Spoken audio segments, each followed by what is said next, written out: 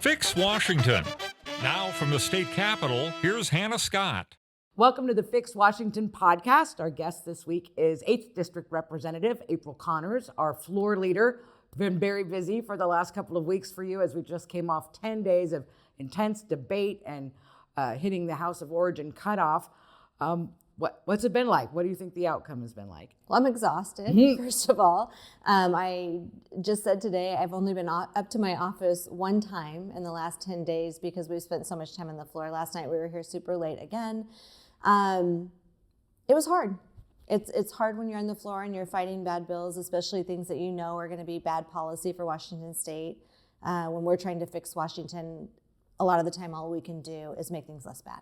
And House Republicans are in a pretty severe minority right now, so it's hard to get those wins. But at the end of the day, what do you think? It sounds like we did win stopping some bad bills. Yeah, of course there were bad bills that came to pass, but I woke up this morning to see what I call kind of our kill rate, how many bills made it out of session, and I think we have historically over the last 8 years. This is the biggest win we've had. Only 21% of the bills that were introduced actually made it off the House floor yesterday, and I'm proud of those numbers for our caucus. We, like you said, without having the numbers that we have right now, what we did this year was pretty extraordinary.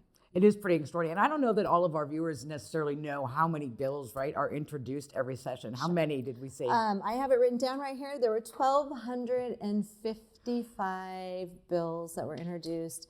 Only 261 of those actually made it past the floor. So, I mean, they were public safety bills, sentencing bills, increased the cost of groceries and gas and housing bills and, right. and things that really would have affected our cities and our residents. There are still bad bills out there that made it pass that will do all of those things as well. But the amount of the really bad bills that we killed was, I am so proud of our caucus members and the fight that they put up on the floor this last week and the strategy that we had to actually make that happen. Well, and it makes it feel like the work paid off, right? Because you can only do so much, and we were here till midnight some nights, 3:30 in the morning a couple of nights, and then 2:30 in the morning on the final night. But when you see that, it makes it feel like it's worth it, right? Sure. It's all that hard work is worth it. Oh yeah, I mean the members that we have are true warriors, and they were able to. There was one night that I was looking across the House floor. I was exhausted, and I looked at our members, and they were sitting up in their seats. They were ready to speak. And I looked at the other side of the aisle. Part of the members are missing, not sitting in their seats. They were, tired. Mm-hmm. And it was amazing to see the difference when we believe that something is bad for our state, we're going to fight for it. Fight to stop it from happening, and a real sense of teamwork from everything that I witnessed, for sure. So some of our longest debates on the floor that went into the wee hours were about just a handful of bills. One of them was the Firearms bill. Yeah, bad bill. Unconstitutional. Mm-hmm. We had quite a debate on that floor. We already have a law in place in Washington State where you have to have a certificate, kind of a training class to be able to purchase. This one added live fire into it. Some of my problems with these bad bills that we know that are blatantly constitutional are going to require a lawsuit. And when they require a lawsuit, that costs taxpayers money. So we keep passing legislation that costs taxpayer money. We keep trying to erode folks' Second Amendment rights here while we're not doing things to punish the criminals. It's unfortunate to watch these kind of unconstitutional bills come forward that are going to cost taxpayers more money because we're passing legislation that is going to go to court. Right. And then a couple of the other ones, rent control, which has been an ongoing issue, a bill that's come up often here in the legislature the last several years. And it passed the House, but again, after a lengthy debate. And I know housing is kind of your area. What's the problem with rent control? Well, it's my speech on the House floor, if folks had watched, and many others talked about different aspects of what's bad about it. One of the big parts that is really bad is for new construction. We're in a huge housing crisis right now. And when you put rent caps onto how much people can increase the rent, it's driving development out of Washington State. And when we need over 1 million units in the next 20 years, we're already hearing developers wanting to leave the state of Washington, and that is going to only further, our ability to provide housing in Washington State. And then what's going to happen is, if you tell a housing provider that they can only increase the rent by 7% every year, guess what they're going to do? They're going to increase it by 7% every year. And a lot of housing providers don't increase at all every year, or Right. they don't increase but maybe 2% every year. And it's going to force them to, because of deferred maintenance on houses that they won't be able to do if they don't increase the rent. And it's going to force them to do that because they never know when we're going to have property tax increases, which we might see a lot of those this year. Right. And so we're going to see small housing providers sell, and we're going to see big developers leave, which they already are doing. Right. Yeah. And then an issue that's gotten so much attention this entire session and last session is the Parental Bill of Rights. That was the final bill on House of Origin cutoff, 6-hour-long debate, an intense debate. The bill ultimately passed, I believe, with an amendment or two from us that was added in there. Break it down for us. What happened there? Well, it was a big battle last night on the House floor, and House of Origin cut us at 5 o'clock. So most of the time we want to get out of here, but our crew, we were fired up last night. This bill is important to me. It's important, should be important to every parent in the state of Washington.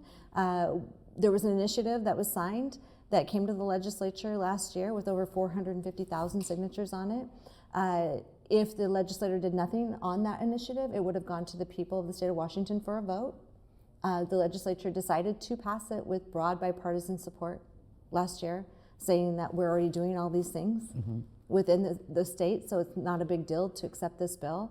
The thing is if you don't put an initiative on the ballot and you pass it out of the state house, you can actually vote on it and change it the next year. So it came to the House floor last night with a lot of changes into it. So we had a lot of intense debate, especially on things like what our kids are getting shown, books, those kind of things. So we had a lot of intense debate about that last night.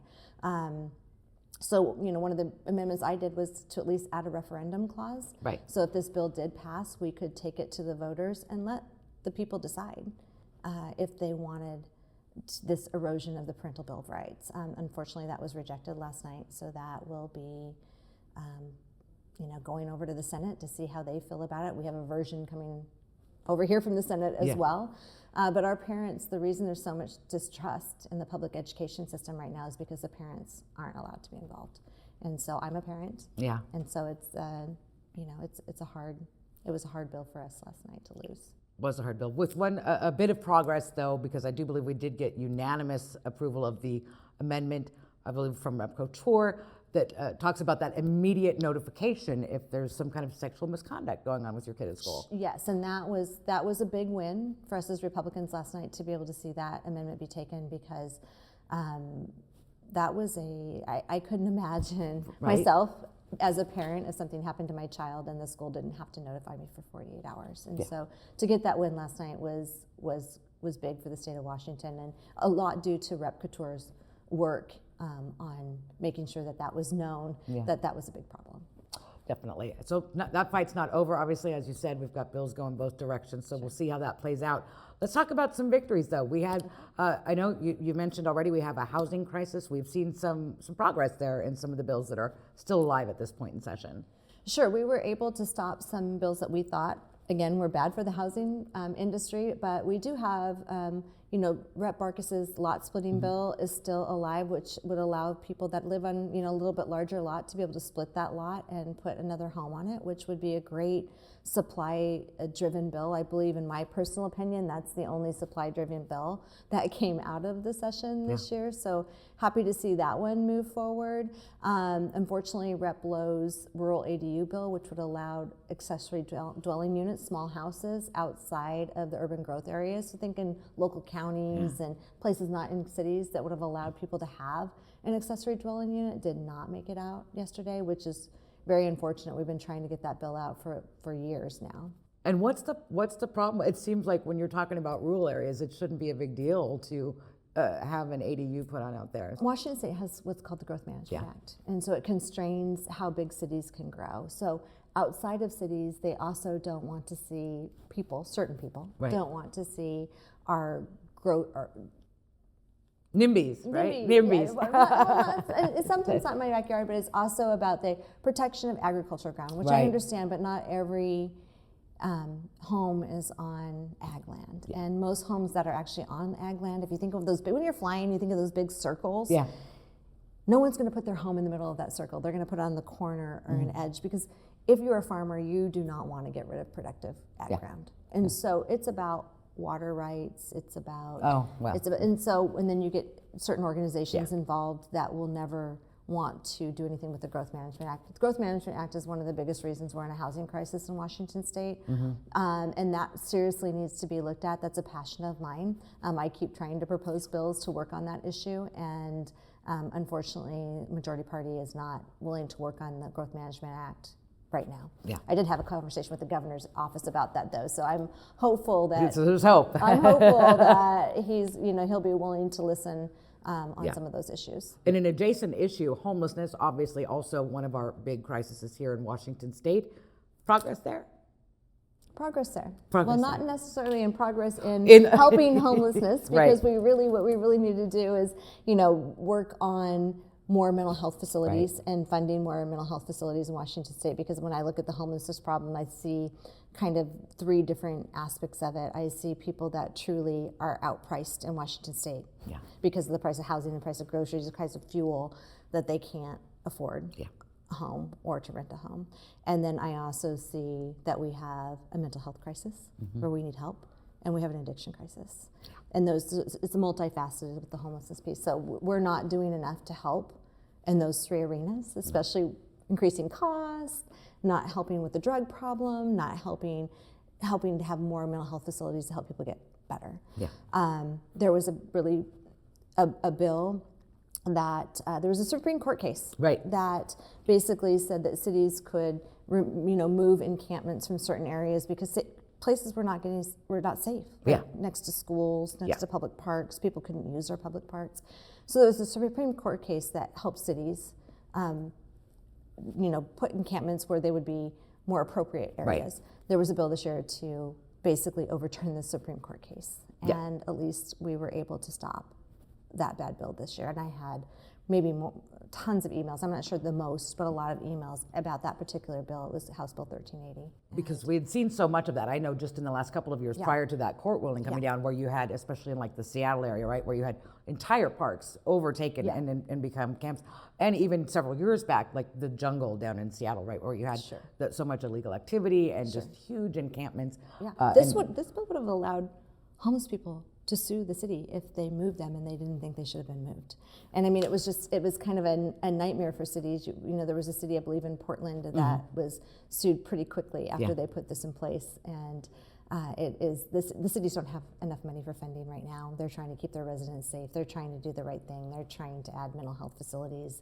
But some of the funding's not there right now to help, and our state is not doing a good enough job in that arena. So I was very thankful to see that bill not happen. What else would you say are some of the good bills? I think we did some stuff for farmers, didn't we? We did. The ag fuel bill. And so part of the Climate Commitment Act, which increased everybody's gas prices by 50 cents a gallon, everybody's complaining about. There was an exemption for people who were farming, but no one could figure out how to work that exemption. And so the cost of groceries and things wouldn't go up as much. And in the last year, we've had this in place for a few years, but the last year was the first time they actually figured out how we could reimburse our farmers to make sure that our grocery prices weren't increasing as much. And so there were 2 years of that program that they weren't even able to use the exemption, and that is fairly well figured out right now. There's still a few tweaks that we need to get figured out for our smaller farmers, but we've got it mostly figured out, thanks to the good work of Representative Dent on this. But we did get a 2-year extension put on, so that those 2 years that they couldn't get the fuel prices down, that we can get it down for them now. So hopefully help for everybody's kitchen table issues, help across the board, help keep grocery prices to not keep escalating. in that manner. Well, let's hope. Anything else? Any other major good things that we still have moving? What are we keeping an eye on as we move to the second half of the session? Oh my gosh, good for us or bad for that?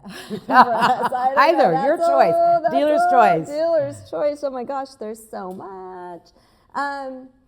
We have some things that are moving out of ours. Talking about housing costs, Rep. Clicker has a good bill that is going to put together a group that is going to be working on why housing costs are so expensive in Washington State. Right. And I think that's going to be truly telling to the majority party, where they're going to see things like the Growth Management Act, and they're going to see things like all the permitting cost, and they're going to also see things about regulations, all the regulations that's been put into place by the State Building Code Council that have cost so much money and driven up the cost of housing. So I think that is I'm happy to see that one finally move out. Other things that we'll see move out are some good bills about, I think we had 3 good bills about our kids being able to be 16 and 17 years old, especially if they're attending career and technical education places. Rep. McClintock had one of those bills. I had a couple of them to help put our kids back to work. If you have young kids in Washington State and they're under 18, it's really hard for them to get a job. Yeah. And so, but there was also another bill that might make it harder on the other side for them to get a job. So while we're fighting to help our kids be able, and COVID did a lot of hard things on our kids. Yes. And so trying to be able to have them, not every kid wants to be in the arts, not every kid wants to play basketball. Some kids want to work and have a side job and still be safe. Yeah.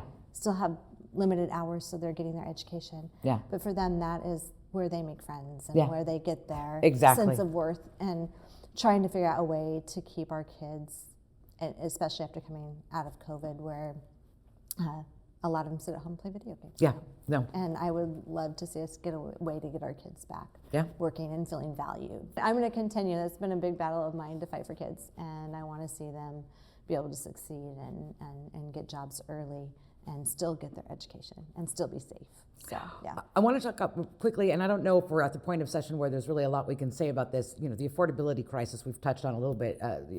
Gas, housing, groceries, everything is so expensive. Is there anything still moving, or maybe it will come up in the budget crisis, in the budget part of the session, where we're going to be able to help anybody in the state of Washington with this affordability crisis? Or do I look really sad right now? You do. Yeah, I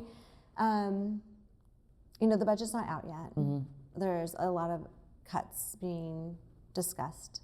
I'm hoping they can get there to try to balance the budget without adding more taxes, but I'm not sure that's going to be a reality, and that makes me sad because we had such a huge surplus not too long ago that we should have been able to actually give money back to the people of the state of Washington, and did not do it. Rep. Stokesbury is a prime example, our majority leader, who's been warning the majority party for years that we're heading into a problem. Yeah. And unfortunately, his voice was not heard. And unfortunately, right before we came back to session, we heard that this is a giant problem. Yeah. But yet we sat in appropriations and listened to 100+ bills for new spending, when I don't think it's not a time for us to be adding programs unless they're absolutely necessary to either fix our budget or to take care of a problem. And that's not the case. We're talking about record new spending with some budget cuts. And so I'm not sure how that balances out. Yeah. So more to come on that. I'm on the Appropriations Committee. More to come on that, but I'm very concerned about fiscal impacts.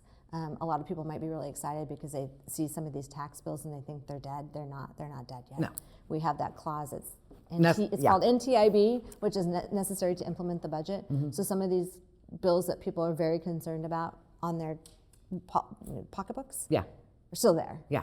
And it can be, right? If I'm not mistaken, until the last day, right? They can be until the budget is adopted. And so we don't know about tax issues yet. And so, but I anticipate there are some coming. Which ones those are, I don't know. We'll wait and see. In the meantime, though, we did see, and we haven't touched on this, a few bills pass. You mentioned some new spending, but also other bills that I believe could also end up costing the state money, such as the prisoner work bill, right? That could end up costing. That could end up costing the state a lot of money. There was, as you said, the prisoner work bill. So right now in Washington State, when prisoners are in prison, they have jobs there that they do. And I think they get paid a nominal amount to do them, but it's things that they can use to buy at the commissary, those kind of things. And there's a bill that came out of the House that's heading to the Senate. I'm hoping it dies there, that basically says that prisoners do not have to work, that they can, if they can opt in or opt out of working, which would actually cost the state a lot of money because those jobs would have to be hired out. Right, And, because we're talking about laundry service, meal service, all of these things, right? Yeah, and right now, just I think we talked about it earlier before we came on the show. I think and I looked at the 2022 numbers, which is the last numbers I had. It's like $174 a day to house someone in prison right now in Washington State, and so it's it will be expensive. It would be expensive. Yeah. All right, high note that we want to wrap up on. Anything? It's still a lot of hope. Still a whole half a session left to go, and we've made some progress. Sure, More to come. Sure. I mean, high note for me would be the work that our entire Republican caucus did out on that floor this week. There were long hours. There were hard debates. We were on point, on message, and I think that we crushed it out there this week, and I'm just very, very proud of what we did. Like I said, the amount of bad bills that we killed this year was an impressive number. House Republicans working hard. So That's right. Thank you so much, 8th District Representative April Connors, our House Republican floor leader. I'm sure you're exhausted, so. I am. I'm ready for a nap this weekend. But heading to town halls. Yes, so, right? Yes, yeah, 2 of them this weekend. All right. Well, thanks for joining the Fix Washington podcast. Thank you. Fix Washington with Hanna Scott, a podcast from Washington House Republicans. Go to our website, houserepublicans.wa.gov. Find us on Facebook, X, Instagram, and YouTube.